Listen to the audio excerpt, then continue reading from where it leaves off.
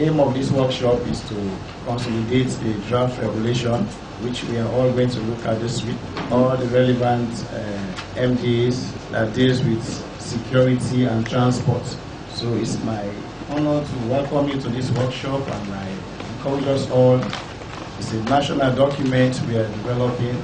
Once it is finalized, it will be taken to the law officers department, and we hope at the time the next parliament comes, with the help of the minister, it will be finalized, or it will be passed in parliament, and then we'll start implementation. Because in addition to the consolidation of the draft document, we are also going to have some basic training during this week in the area of nuclear security. We are now here together and to get regulations that we call ours. Initially, we had a fused regulation that addressed the security aspect as well as the safety aspect, and it was not a good practice, and so we thought it fit that we have to separate the security aspect and the safety aspect. When the Nuclear Safety and Radiation Protection Act 2012 was promulgated, we adopted the Transport Safety TSR1 regulations of the International Atomic Energy Agency and the subsequent amendment that would be made by the IAEA itself. An honor and privilege for me to be here again to share experience with you. Radiation protection started with the safety aspect. The legislation is here, and I'm heartened to say the technical officer then who was in charge of Sierra Leone at the IAEA commended our legislation as being one of the best in the South region.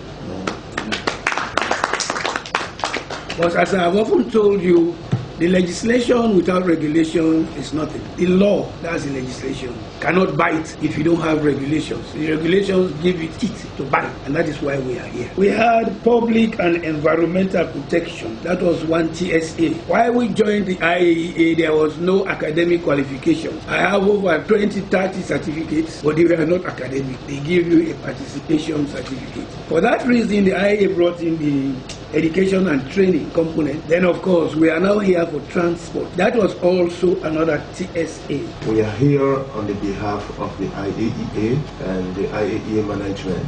They are proud because you already made a very big work with this regulation, and it's ready to be consolidated during this meeting, and at the end we should have a final version which should be returned to the government, or maybe the internal procedures for review, for finalization, and then to be approved by the government, then to be applicable. And this regulation is very important. Why? Because you probably have radioactive material, specifically radioactive material in your country. This authority has been doing very, very well under its leadership, and of course the chairman, and that's all what I really expect. The Nuclear Safety Act had, as people have mentioned, more emphasis on safety.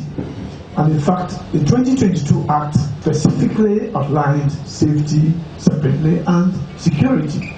These nuclear materials are used in modern chemistry, modern health sciences. The challenges to the security posed by radioactive materials are really unique. So I believe we have to work together, and this workshop will provide participants with an understanding for the need for transport security. And it is now my singular honor and privilege to declare this workshop officially open.